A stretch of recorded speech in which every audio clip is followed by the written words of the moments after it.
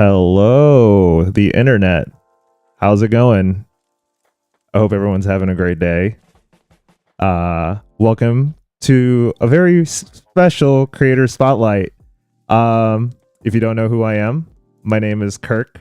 I'm the senior community manager for education and social impact at Unity.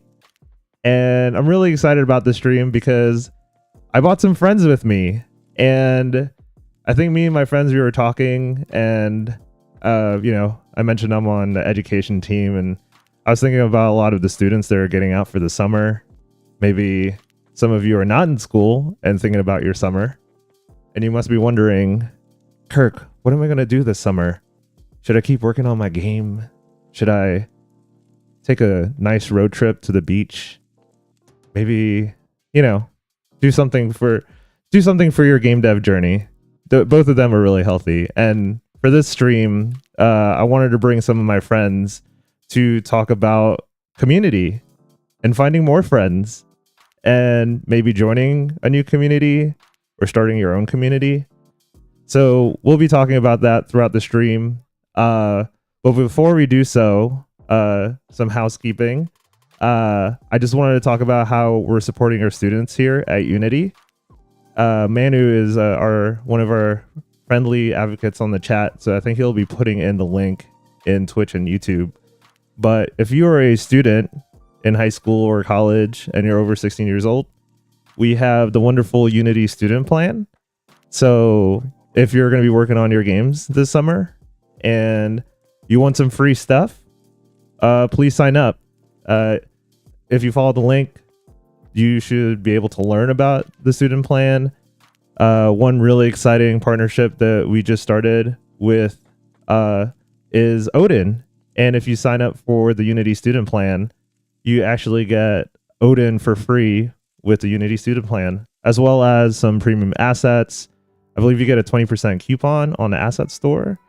And yeah, just a little care package for everyone out there who's studying really hard and wants to work on some games. So please, follow the link if you're a student and get some free stuff. And with that, I think we should bring in our friends. So, hello friends, here we are. So like I said in the beginning of the stream, this is a really special creator spotlight. We're going to be talking about game dev communities and how to join one, how to start one, how to find new friends, maybe bring some of your current friends in and introduce them to your new friends.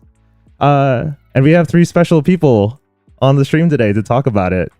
I'm going to go ahead and say a name, and then I think we have like some video in the background. Let's see. So first up is we have Val coming from Richmond. Hello, Val. Hello. I'm Valentina Haas, or I go by Val. I'm the chair, lead organizer of RVA Game Jams, which is a homegrown indie games collective game community in Richmond, Virginia on the East Coast. We specialize in doing jams specifically. We do 3 or 4 a year. We've been around for over 10 years now. I've just been organizing it the last 2. But we just are really into making things together, no barriers, no proving that you belong to be in a group or having professional experience or anything. It's just anybody who wants to come make a game, like come hang out, we'll make a game with you, we'll show you how, it's easy. So that's kind of what we're all about. And when I'm not working on RVA Game Jams, I'm an indie dev and I work on a bunch of different indie games. Yeah, awesome. And fun fact, I started with Val at Richmond, Virginia. So I got to see the wonderful Bird Butt when it came out and all the other awesome games. Thanks, Val. Next up, we have EE. Hi, EE. I don't know how I can follow Bird Butt, but I'll try. EE, she, her pronouns, and I am currently in Brooklyn, New York. So by day, I head up PR and marketing at a studio based in Los Angeles called Heart Machine, best known for making Hyperlight Drifter and Solar Ash, and now we are working on Hyperlight Breaker. And here in New York, I help run 2 different community-based nonprofits. One of them is Gumbo Collective, which is the city's largest collective of indie game developers. And It is based in Dumbo, Brooklyn. We have an actual physical office, and the collective is named after the location, actually, so we can never leave. And then Arcade Commons, which is the other nonprofit, is an indie arcade fabrication group that partners with local developers to put their games into arcade cabinets. So there's a fair amount of synergy between the two nonprofits, a lot of community crossover. People all know each other. And it feels very efficient, which is kind of optimal for New York City. I also separately run a Women in Games group in New York City that's been going for a little over a year now. We also meet in person. And aside from game stuff, I am a human rights attorney working with asylum seekers and refugees, and I am a mom to a 5-year-old daughter. We are currently scheming to form a Gumbo Kids focus group because we all know that kids make the best playtesters, and let's just get them together and give us some feedback on our games. Nice. That's me. Awesome, E. Thank you so much. All right. And last but not least, coming to us from the West Coast. Hi, Jordan. Hello. Thank you so much for having me. It's great to be here. Yeah, my name is Jordan Schutz, and I run a community, and I'm the organizer of San Francisco game development. SF Game Development, it's been around for over 6 years now in the San Francisco Bay Area. I started it because I noticed that there was a lack of high quality game development meetups here in the Bay Area. So every month we host an event where we have a high quality speaker come from a tech company or an indie studio, and they come and share their story about their APIs, SDKs, and also their video games and their product offerings. And so it's a free community. Every event's completely free. We have over 8,000 members. And then for GDC, we host these big after parties where we have around 3,000 people last year came out to our after parties. We rent out venues like the Midway and DNA Lounge. And then we have DJs, we have game demo stations, and then we have tech talks. So you can see some footage here of the drone kind of flying through the venue and all the game developers that come out to our events. So GDC is one great moment. So if you ever attend the Game Developers Conference, go to meetup.com and Eventbrite to register for our events. But then if you're in the SF area, you can attend our events for free every month. We have a really cool park meetup coming up where we're going to be barbecuing. And then we have an event the following month with Marvel where you can come out and learn from industry leaders, right, about how they do game development and how they go to market with their video games. Nice. Thanks, Jordan. I think this is also an appropriate time to shout out my group. I'm wearing one of our shirts from our past showcase. So I know I started with Val, and EE, I definitely have spent time with some of your developers in Gumbo. Jordan, I never got to meet anybody from San Francisco when I lived out there, but I'm in North Carolina on the East Coast, and we have our collective. Hopefully all the collective links are also going on chat. So if you want to check out any of them, check the Twitch or YouTube chat. And for me, I'm based out of North Carolina, and I'm a co-founder for Triangle Interactive Arts. So we're supporting over 500 developers now in our Discord. We do showcases, we do co-working. We love hanging out with each other in our office and playing board games and eating good food and just, hanging out with great people. So awesome. So now that we have the intros out of the way, I think it's time for our fireside chat. And just to set the table, again, I'm thinking of students, but I'm also thinking of people who aren't students. The summer is a nice time to just kind of like get lost, go on an adventure, but also, like I've been saying this whole stream, like make new friends, find your community. And sometimes when we make games, it's a little bit lonely if you're doing it as an indie or if you're doing it as a student or someone who's not at a studio.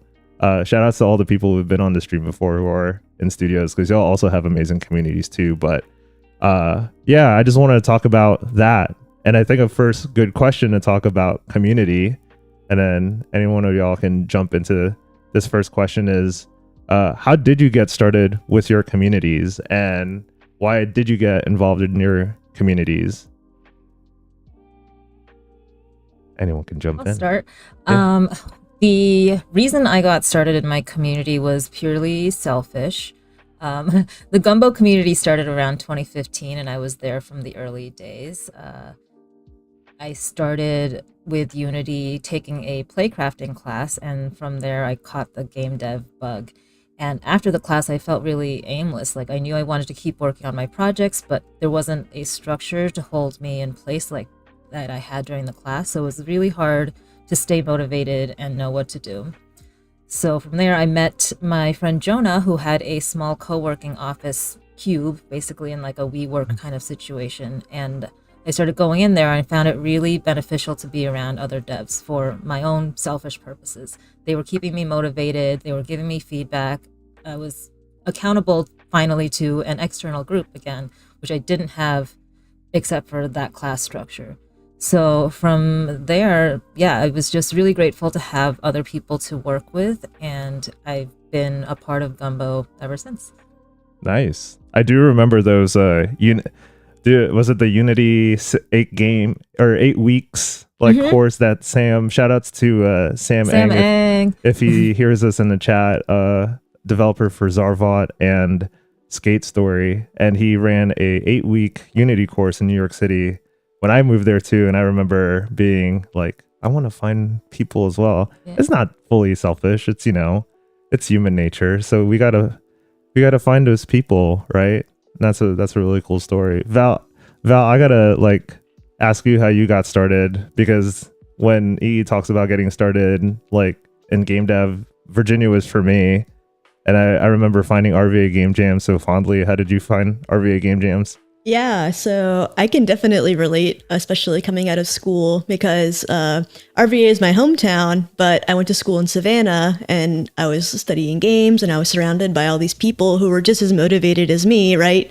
All the other people in my major and surrounding majors trying to get their portfolios ready and get into the workforce and all of that. But I moved back home after college, and there's not a lot of games industry here. So I felt very alone trying to just in my room in my parents' house for a little while, just trying to, just type in little messages to my friends who are all scattered to the four winds. And so I went on Facebook and I typed in Game Jams because I loved doing Game Jams in college. And RVA Game Jams showed up and they had a pretty new Discord. So I hopped in there and it was immediate. The people that I met just who introduced me, I introduced myself and they talked to me that day, are still a lot of my very close friends to this day. Just really clicked. Other people who wanted to make things together, like what EE was saying, get in the same room and work on something together really ignites something. And also just getting to work with other people on stuff too, the collaboration. That's definitely what I was seeking, was the emotional fulfillment of the community. So that's definitely why I got involved. That's awesome. And Jordan, you're in a special place because San Francisco is kind of everyone thinks of it as a central hub as a city, but if you know people from San Francisco watching this video, not a lot of people from San Francisco live in San Francisco. You're from all over the place. So how did you get involved in your community? Were you based in San Francisco? How did you find it? How hard was it to plug in? Yeah. So I was born and raised here in the Bay Area. I, grew up in San Jose. And so my journey was that at 16 years old, I got my first smartphone. And this was back Android 2.2, early days of app development. And I just had this burning desire. I was like, I want to learn how to create a video game. And I wanted to kind of start a business and try to publish games and get some downloads and have people consume what I want to create. And so I started attending meetups locally. I found a meetup called the Corona Meetup, and it was educating people on how to use the Corona SDK and use Lua to do cross-platform development. And so, yeah, total throwback. Yeah. So I attended these meetups. I met other game devs. That's really how I started my journey.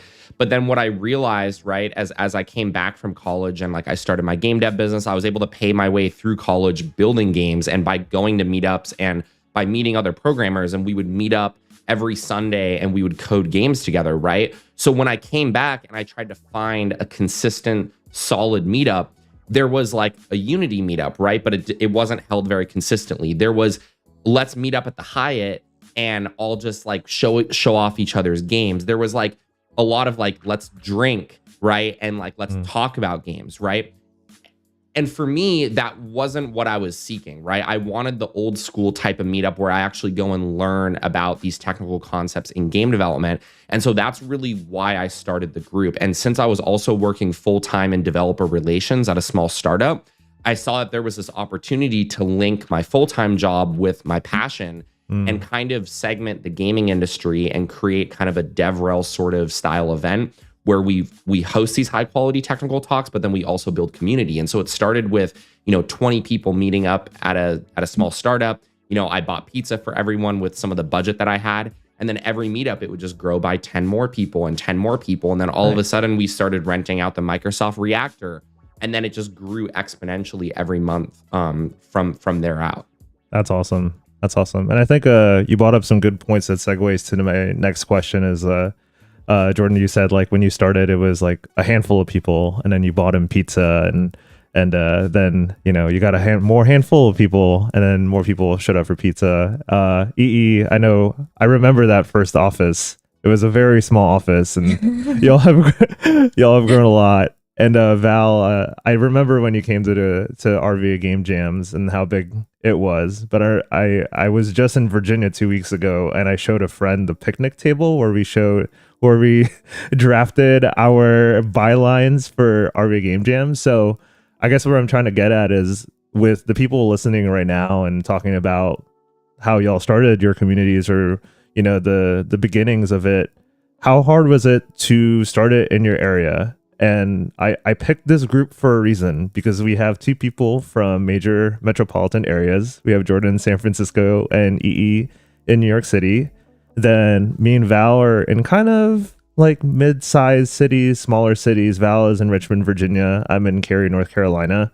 So can y'all speak to maybe the person who's listening and they're hearing all these cool stories about just like starting things and how like people were just coming? Like, was it hard to start your community? Was it hard to find your community? Like what obstacles you had in your area? I can kind of kick it off. So I think with San Francisco, the challenge, right, is that there's a lot of competition when it comes to meetup organization. And it is a very transient city. So, the people that come to one event won't necessarily come to another event, especially if they have a negative experience. So you really have to offer something as a community organizer that's differentiated, that makes your community unique. And I think that I was able to find that differentiation. And at the time, this was before COVID. And so at that time, meetups were very commonplace, where nowadays it's actually a lot harder to get people to meet up in person. So I think the landscape has definitely changed, but at the same time, there's a lot less organizers and there's a lot less communities now after COVID that are doing consistent meetups. And so I think what really drove me to have a successful community was the consistency. I made sure I did it once a month, and the speakers that were coming were very high quality, and I always bought people pizza, and I found the budget to do that. Where I've noticed that a lot of other communities, they haven't had that same level of consistency, and the quality bar hasn't been set at a high enough level that keeps people attending time and time again. And so what I've seen is that these friend circles and these groups of people continue to come to my events because they want to meet up with their other friends and they want to see the same people at the events. So it's really just become like this great group of people that every single event that I host, like they get to hang out with their friends, and it's just an amazing experience. Nice. What about you? Yeah. How hard was it to start Gumbo in New York City? Gumbo started in Brooklyn, and honestly, it was shockingly easy to start. I'm going to keep going back to this like selfishness angle. People want to be part of communities that are making games because there are so many benefits to being part of communities. You're not working alone, you're getting free playtesting and feedback, and you get some social interaction anchored by a common interest, and those are all easy things to build around. So as you mentioned, Kirk, we started out in this tiny little cube of an office that only fit 5 people. And from there, the organic growth by word of mouth was pretty tremendous. Like we quickly outgrew that one little office, and like a couple friends were like, oh, we can't fit in this office. Let's just rent the cube next door. And eventually we ended up taking over half of the floor of that building, just starting with the one cube at a time, and even started expanding to other floors. Then when COVID hit, commercial real estate prices really dropped, and we were finally able to afford a dedicated HQ for all of us. So we pooled our money and found one nice big office. Nice. And I think Jordan E, y'all bring up an interesting fact, which is like in a larger city, sometimes it's hard, but it's also like it's pretty organic. Like in a big city, there's a lot of like activity and everyone's trying to get together. So I guess like swinging it to Val, like in comparison to moving from Savannah, Georgia, which is also like a small town in itself. Like when you went to SCAD, how was it like starting a community in a smaller city like Richmond? And like maybe speaking out to like some of the audience members who might be in a smaller place. Like I see someone in the YouTube chat and they said that their dream is to have a big community from Morocco. So hello to Dark Angel from Morocco. But yeah, like what do you say to like people who are maybe in like a smaller city? Right. So if you're in a smaller city and you want to have a community, I think what Jordan was saying is, it's still very good advice to have like this consistent meetup point that people can always count on. We also do a monthly meetup. That's kind of one of those things we did after COVID when we kind of stopped doing everything entirely, and the group was kind of in this limbo state where it's like if someone doesn't step up, it's maybe going to go away, which is about 2 years ago, which is when I really started doing leadership for my group. So the big focus has kind of been just having that social comfort for everybody.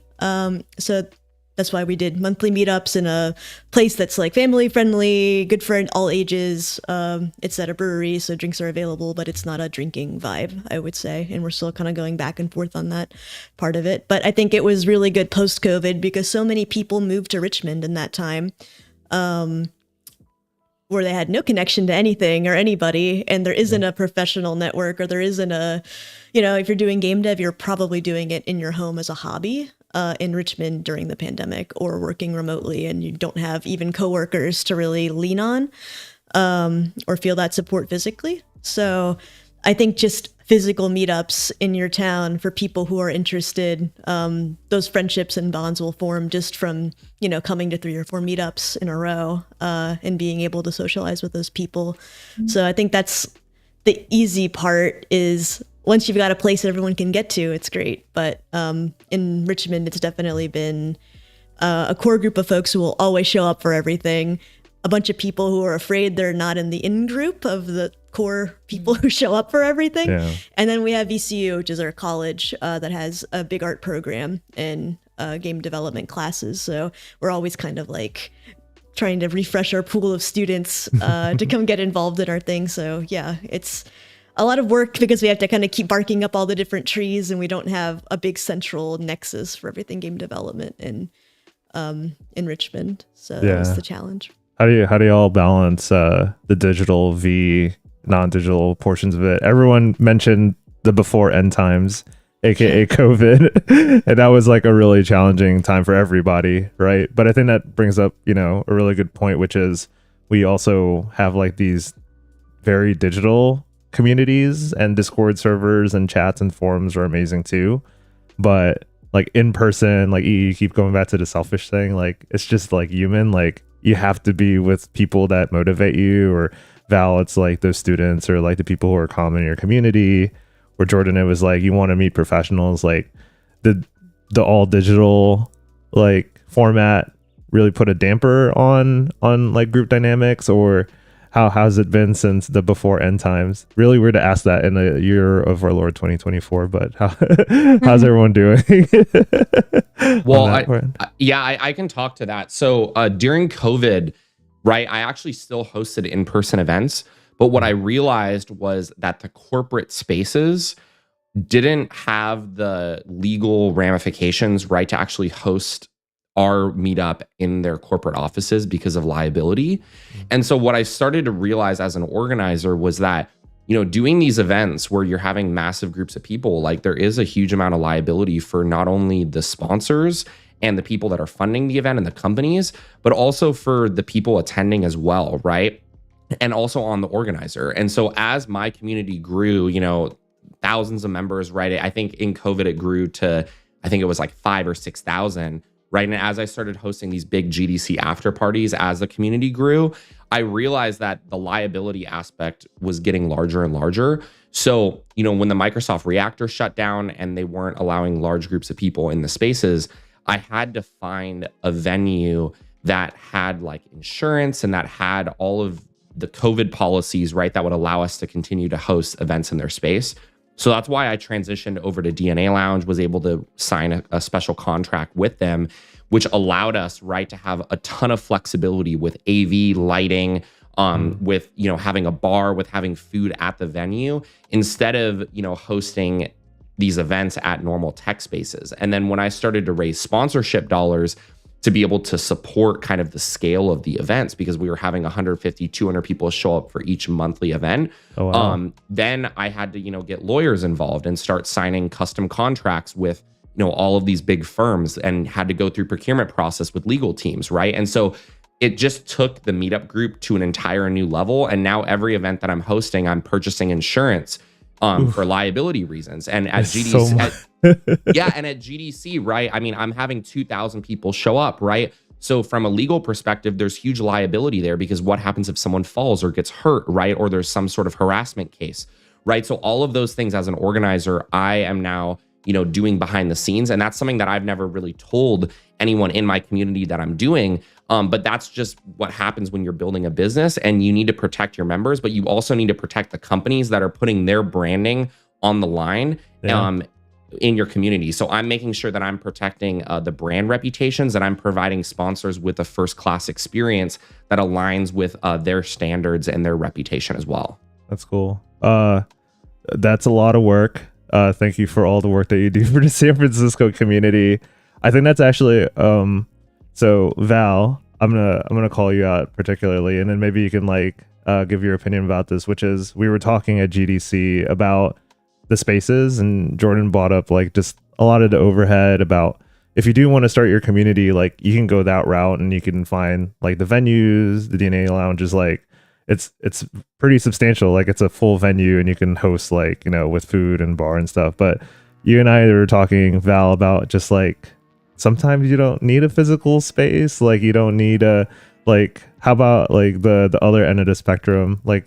I know we talk about it a lot offline, but what do you think about your end of the spectrum? Yeah, it's interesting. I felt like a lot of the advice that was being given by bigger, more established groups were mostly people in bigger cities, and a lot of people were like, oh, well, you got to get your co-working space going, and you got to find your place, and and then it kind of becomes this little group of people who likes to make things together does become a business, basically. You're running it like a business, or to the same level of consuming your time and your life and everything else. And for some people, that is what they're passionate about and what they want. But in our case, it's you have to get at least 3 people together to be that board for that organization, and get funding, and have meetings, and take minutes on those meetings. And it's like a second job, basically, or your only job if you really, really want it.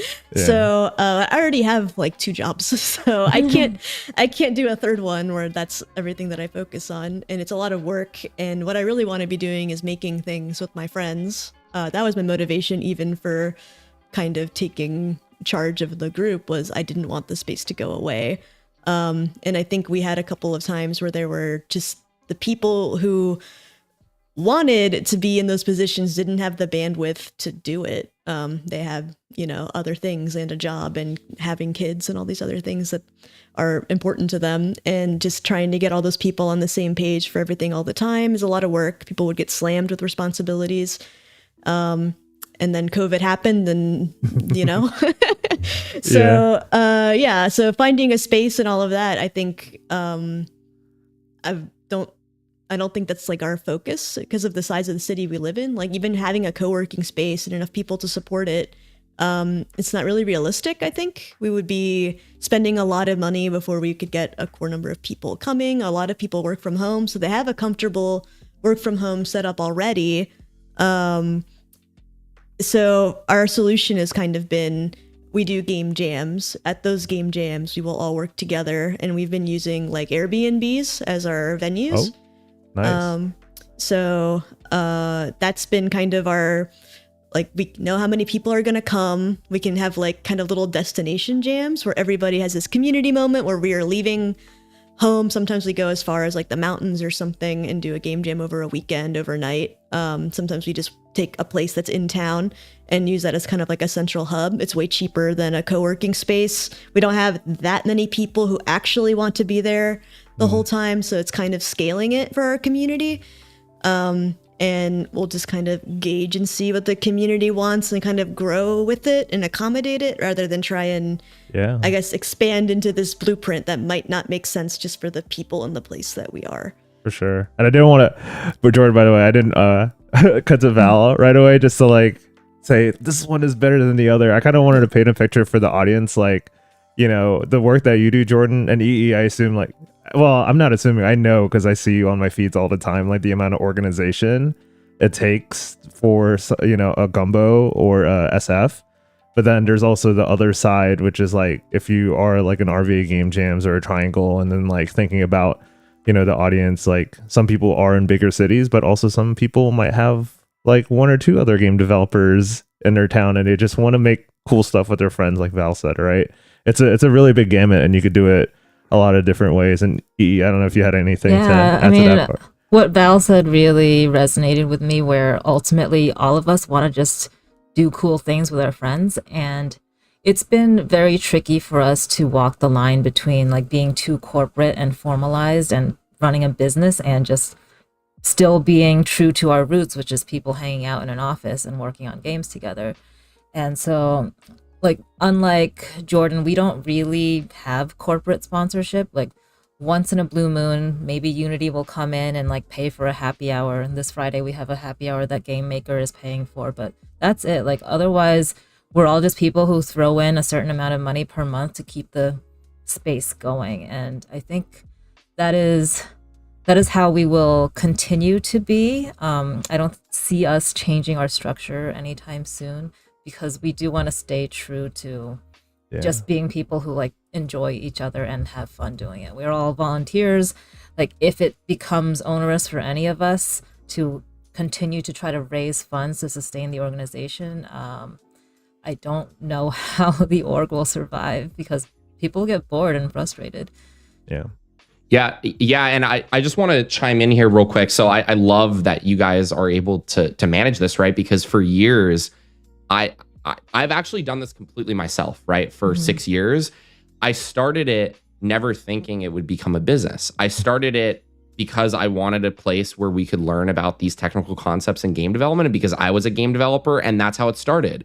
And for probably the first 3 to 4 years, it was literally like I found $500 and I bought pizza. And I just continued that cycle for months and months and months. But then I think after COVID was really when the group exploded. And then when I started to do these big GDC engagements, I realized that I needed serious money in order to like actually fund this stuff, right? Like, if I wanted to throw the biggest after party at GDC, I wanted to have lasers. I wanted to have DJs. I needed to have lasers. And so if you check out our YouTube channel, it's pretty crazy the scale, right? And so when you're inviting like 2,000 people into your space, you need to have money, right, on the stage production. You need to hire videographers and photographers. And what I realized was that if I was able to get sponsorship dollars, I was then able to hire contractors to create content, which would help expand the group and get more people to be aware of what we were doing. Because of the age of COVID, right, a lot of people couldn't attend in person. So if I was able to record all the content and provide sponsors with high quality DevRel content, that would then result in more people coming to the community and more people coming to the events. And so that's kind of why it transitioned into more of a corporate sponsor business mindset, right? Instead of going back to what I was doing before, which was just, you know, meeting up at an office, buying some people pizza. And I think that's just how the group naturally grew as the value increased, right? And so for years, I told people, I'm like, this is never going to be a business. It's never going to become anything. This is just a meetup. I told people for years that, and then it kind of just became exactly what I thought it would never become, and I never thought there was money in it. I think everyone could say that. I'm like gauging everyone's like reactions to your comments, and I'm like, yep, Triangle Interactive never. When we started our group, we were just co-working and I think he's in Twitch chat right now. Michael, my co-founder, we were just co-working in his backyard, and we're like, we want more people to hang out. So, like, I totally feel that. I want to answer a question that is maybe a good segue to this conversation, because we have like a range of activities too that are happening, whether it's like events with Jordan, EE, you have your co-working, Val, we have destination game jams and just like the monthly meetings. So the Bull in YouTube chat asked, like, what does an average meeting look like? Is it fairly structured? Does everyone meet in one space? Do y'all mingle? And also like to tie it back to just like game dev, right? So there is a lot of like human need to just connect and be with others, but also there's like the making games part. So can y'all touch on maybe some of the events that y'all run, or what an average like meeting looks like? Anyone can jump in. It's a tough one for us, but I'll try. We are up to, I think, like 8 regular meetups per month, all for different purposes. We do like a tabletop playtest night and a regular video game playtest night. We have women in games meetups. We have our monthly happy hour and town hall that is open to the public.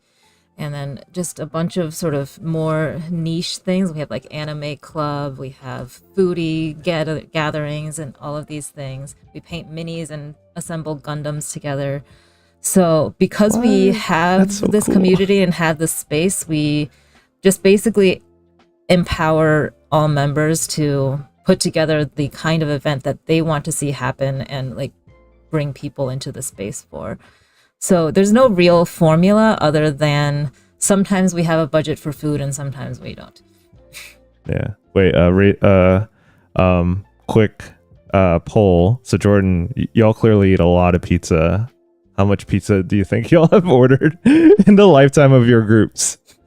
I think I've done the math before, and it's like over like $30,000 in pizza. Yeah. Yeah, and our meetups, right, we start at 5:30 p.m. and then from 5:30 p.m. until 7 is when we have our networking hour. And then during that hour, we invite indies. They can register for the event. And then we actually have purchased a bunch of tables, like a bunch of these demo tables where they can set up their laptops and then they can put their branding and they can actually demo their games. And so that is a really cool opportunity for indies that are in like this playtesting mode to get feedback on their titles. So that's what happens at every event. Then from 7 until 8, we do tech talks. So that can be anywhere from one speaker that does like a 45 to 50 minute session to 3 speakers who are doing these like, 10 to 15 minute lightning talks on various topics. So that hour is really engaging. And that's actually why a lot of people come to our events, is they're really interested in the speakers and the content. And then at the end from 8 p.m. to 9 p.m., that's when we do, once again, we open it up for networking. People get to meet the speakers, they get to interact with them. And then at 9, it closes. And a lot of indies will then be like, hey, like, the meetup ended, but let's go to a bar or let's go to another venue, right? And then people will go and network more. So it's a really great format. And I've done this tried and true for the last 6 years, and it seems to be really effective and people know exactly what to expect. And so every time, like a lot of people in our community, right, they're neurodivergent, they may be autistic or have Asperger's. And so what I've noticed is having a consistent format that people can understand and they know what to expect actually gives them an opportunity to be more social, and it allows them, right, to be able to like have clear expectations of what to expect. And we even, because we have budget now from sponsors, we have certain members of our community that are hard of hearing, right? They're deaf. And so we actually hire for them ASL interpreters who come in to our community, and we actually have the budget to do that. So they're able to consume the talks, even though that they can't hear the talks, but we still have interpreters that can then interpret the content. So that way they can learn and they can also network with other people at the events as well. Nice. Really, I just want to interject real ahead. Quick to say that I am fiercely opposed to having pizza at meetups. I came out of the tech world, and before Gumbo, I was running women in tech meetups, and the feedback I got consistently from women is that pizza isn't necessarily the most accessible food for a lot of different diets. Some people don't eat dairy, some people don't eat gluten, some like some people are vegan, all of these things, and vegan pizza is garbage.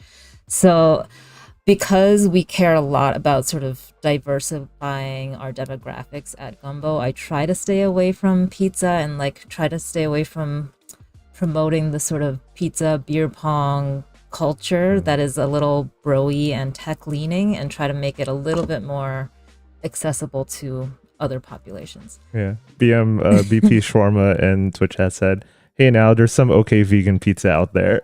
Where? Yeah. Where? And I've gotten those comments before too. Like we've tried like doing like different foods, right? We've catered different foods before. The thing is that the venue that we are at, like pizza is the only food that they have. And so luckily they do have a pretty solid vegan gluten-free pizza that we can order for members that, have issues. But at the end of the day, like you can never make everyone happy. And that's just what I've realized as an organizer, right? You're always going to have someone that's going to complain about something. So at the end of the day, you as an organizer, you just have to choose what's best that you think is best for your community and also what's accessible to you at the time. Yeah. Noting to the producer, if you're listening, take a note. We need to do a live stream about best food to eat while making your Unity games. That should be the next off the beaten path creator spotlight. I want to jump off of what Jordan said about the types of like crowds that you're getting at your events. And I saw a LinkedIn post that you made about comparing being a game dev to being a mom. Oh yeah. And I just want to, and like Val, you mentioned students, so you can jump in after E, but can you talk to me about that article just like real quick, and then just tell me about like just the swap, because I don't know who's in Twitch chat or YouTube chat right now. Like they could be enfranchised game developers, or they could be a student like we've been focusing on, or it could be a mom or someone who's just finding out about video games, or like, can you talk about that article and then Yeah, moms like games too. Surprise. I mean, I draw a lot of equivalency between making a game and rearing a child. There's a lot of similarities. There's like, you put a lot of time and energy and resources into the thing, right? Either if it's a game or a baby. They are usually a product of yourself and your ego, and your ego is then reflected in them. And so you're personally attached to something like that. They're both very expensive, and they take many, many years possibly to complete or become independent. And if you are doing a good job, if you do a good job and you release it out into the world and there's good reception for it, then you feel really, really good. But if you put it out in the world and it's shit, you kind of feel really bad. Like if your child is a turd, you feel bad. Same with your game. Yeah. So that was the gist of the talk, is that being a mom is just another job. It's ordinary as fuck, and it's just like making a game. And there's a lot of comparable skills and considerations there. Yeah, for sure. Val, did you want to add anything about like just like the different types of people you see in the community and like supporting them? Yeah, I will say, I think when y'all came for our demo night, Kirk, we kind of talked about this a little bit, that the game dev communities tend to be pretty neurodiverse. And so I definitely agree with what Jordan was saying about how having this regularly scheduled event has been really helpful for those folks who really crave that structure and thrive under structure. They can come and know they can talk to at least 3 friendly folks who will always make time, and that gives them confidence to talk to other people or bring their games to play test. So that definitely has become a big focus. Just I really want to make sure lots of people feel represented and accepted and part of the group. I don't want it to come off as only this type of person or this type of dude or whatever is the kind of person who's invited, and everyone else is just tolerated. I think it's easy to kind of create that vibe without intentionally doing it, just by talking more to your friends and the newer folks coming in, just not being aware, so making an inclusive environment, I think, is like a constant effort, even if it's just little things that you're doing, like just not moving your times around or your days around for your meetings and things like that. Absolutely. Yeah. I'm gonna read one comment about interesting point about making kids v making games. One big diff is I think you have a lot less control of how your kid turns out. That's a pretty profound. Yeah. Well, I mean, it depends on your product roadmap, right? Oh no. Yeah. I want to answer. So Brad's game dev in Twitch chat asked, what would you suggest for people dealing with social anxiety when attending meetup events? And this is a very common question. And for someone who is, listening to this and thinking about starting a community, even before that, they're like, what, I got to talk to some people, or like kind of just get out there. So to the panel, do you have any advice for Brad and anyone out there who might have social anxiety? I do. If there is an online space for this group, join that online space first so you can be like, I kind of know some people and I can be like, I'm going to come to the meeting tonight. If you want a little bit of validation to like show up to something, just spend a little time online. But my biggest piece of advice is like, just do it scared. Just show up and be afraid. Like there's not gonna be some situation where you're gonna overcome it completely and show up and be super comfortable if you're a person with anxiety. And I say that as a person with anxiety. So the more you just do it, it's kind of like a muscle that you exercise. You're going to a place where there are people who have the same interests as you. And a lot of them also have anxiety because it's game development and we all have anxiety or something going on. Yeah. So just do it scared. It'll be fine. Yeah. I am also someone with a social anxiety, and I used to be very scared to attend meetups, but the advice I got, which I thought was good, was show up early and try to help out or like have a job there from one of the organizers. So you're connecting with the organizer and then you have something to anchor yourself to like fall back onto. And that will at least make you feel like you belong there a little bit. Like if you're the person who's pouring the sodas, then people will come to you and talk to you, at least say hi, and you'll slowly feel more acclimated to the space. When we had our Indies United event at GDC, I was telling Val about this. I have a lot of social anxiety, and I did not particularly want to mingle in this group of like 200 people that we had pulled together. So I decided to just be the door person and check people in. And that was my way of saying hello to everyone without having to make myself super vulnerable and be in the room. Yeah. Jordan, I think you were saying something too about. Yeah, so I've actually had people in my community, right, have such bad anxiety where they attend our events and they start crying actually because they're scared, right? Or they want to meet people, but they can't. And then they'll go and post in our Discord like, hey, like I'm here, but I'm having a lot of anxiety. Like, can someone help me? And so as an organizer, I've kind of been that liaison where I've like found the person at the event. I've went and like asked like, oh, like, can I help you with anything? Right? Like, what do you need?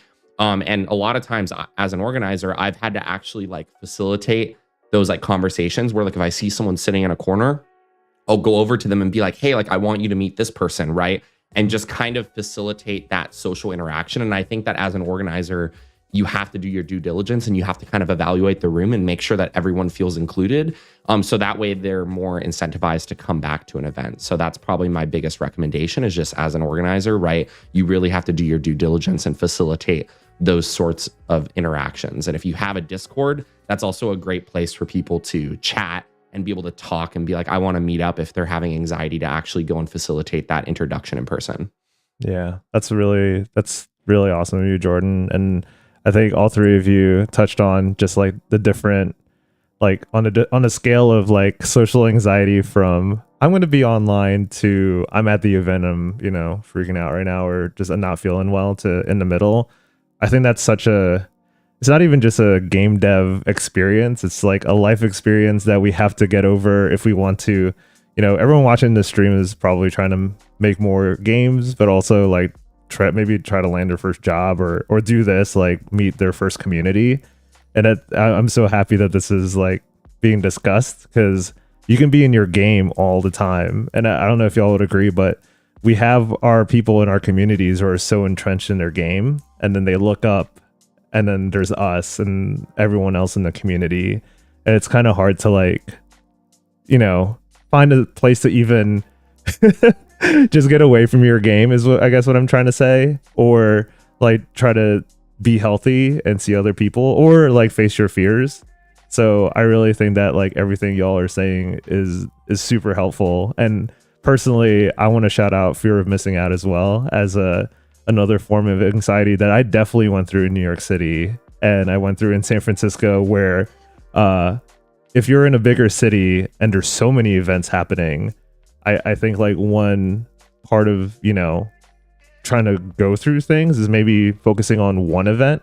And that's why I value like your advice of like going to the Discord first and just hanging out, because when I started, I wanted to go to all the events and I felt like I spent too much money on Metro cards, or spent too much time freaking out about like, should I spend time with this group of friends or this group of friends? I think that's also worth mentioning, which is like every space is amazing and you'll meet like really cool people, but also like take the time to get to know like that group and just like simmer in the community. If people catch my drift, I was thinking of soup when I said simmer. That was super random.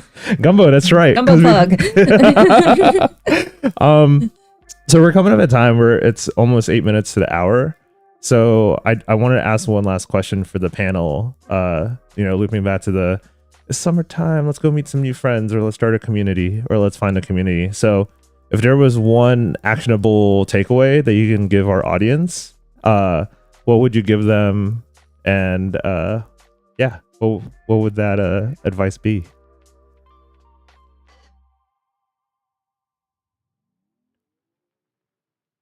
Take like a beat. Okay, I have one. Okay. My actionable takeaway is you cannot build a game in isolation, at least not a good game. So you got to learn how to be really, really annoying about talking to your game, about anyone who will listen, and getting people's input. And then learn how to express gratitude after that and try to pay it forward to other developers. Nice. Al, Jordan? I can go.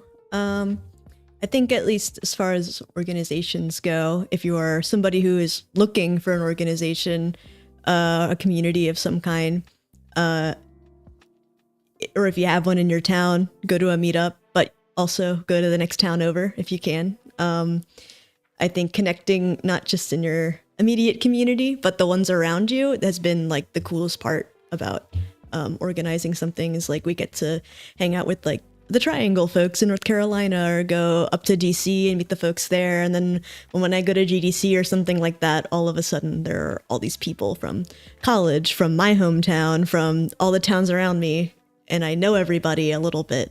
And building a community in your local place can be expanded out so easily if you just make an effort once a year to go do something else. So if you have time this summer to travel or hop over, take a road trip somewhere, you should do it. I think that's great. And Jordan, give your advice. And someone asked a really good question, so give your advice, and then I'm gonna like pull us back into the fireside chat mode, because this is a really important question. But yeah, go ahead and give your advice, and then it's about the bad actors one, right? Yeah.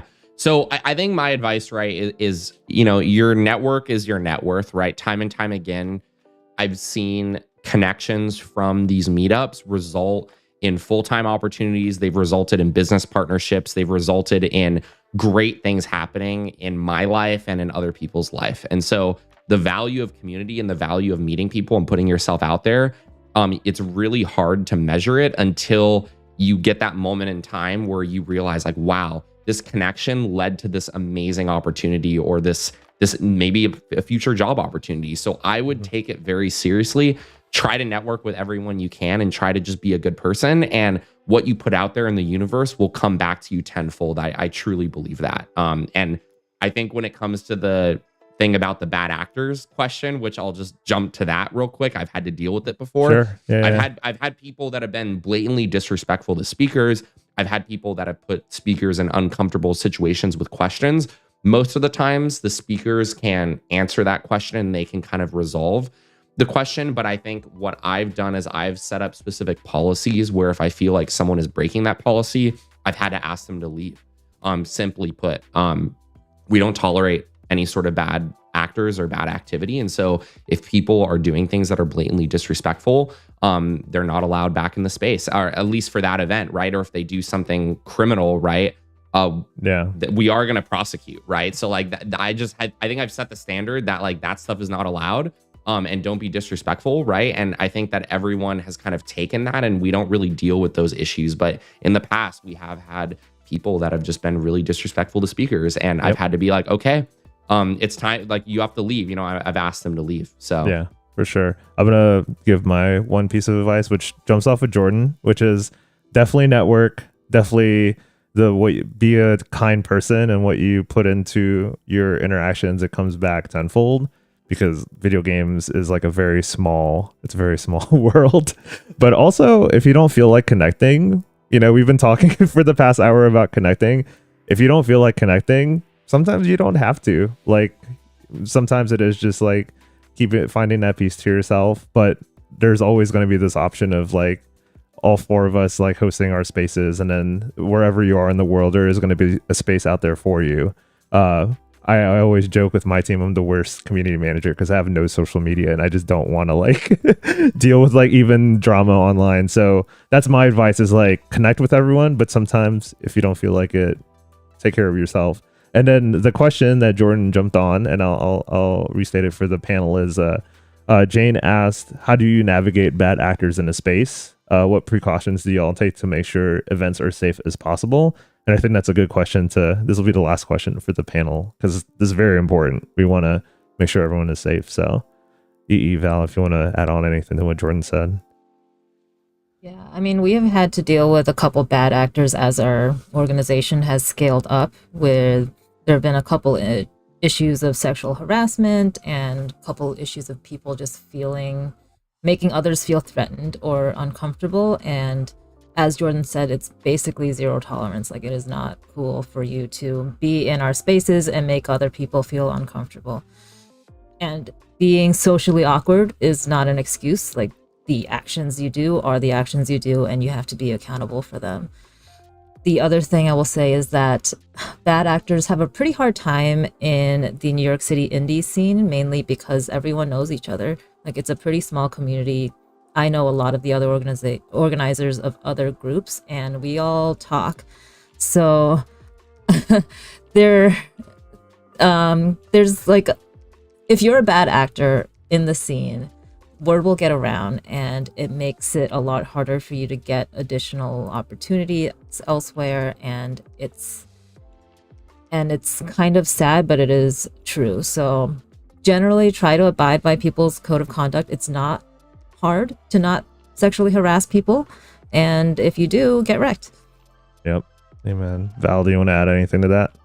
Yeah, I agree with all of that. At least for a smaller community, definitely feel like creating accountability for people is making them feel like they're a part of your group, and that people know them, and that they can't just get away with acting however they feel.